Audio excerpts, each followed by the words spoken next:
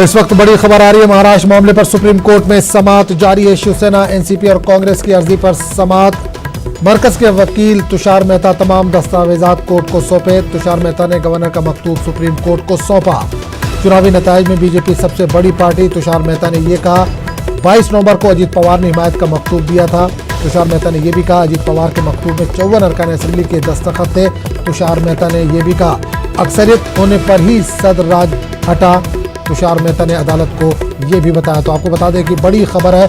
महाराष्ट्र मामले पर supreme court में इस वक्त समाअत जारी है। शिवसेना, एनसीपी और कांग्रेस की अर्जी पर समाअत चल रही है। मरकज के वकील तुषार मेहता तमाम दस्तावेजात कोर्ट को सौंपे। तुषार मेहता ने गवर्नर का मकतूब भी सुप्रीम कोर्ट के हवाले किया।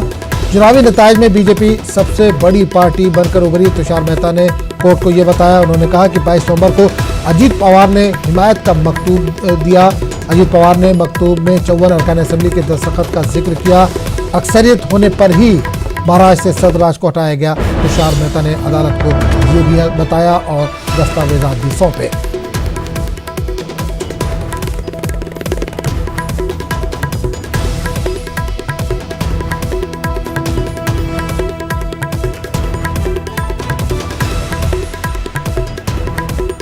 इस वक्त बड़ी खबर आ रही है दिल्ली से, जहां महाराष्ट्र मामले पर सुप्रीम कोर्ट में समाअत जारी है। शिवसेना, एनसीपी और कांग्रेस की अर्जी पर यह समाअत हो रही है।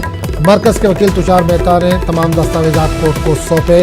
तुषार मेहता ने गवर्नर का मकतूब भी सुप्रीम कोर्ट के हवाले किया। उन्होंने कहा कि चुनावी नताइज में बीजेपी सबसे बड़ी पार्टी बनकर उभरी। 22 नवंबर को ही अजीत पवार ने हिमायत का मकतूब दिया था। तुषार मेहता ने यह कहा, अजीत पवार के मकतूब में 54 अरकान असेंबली के दस्तखत मौजूद हैं।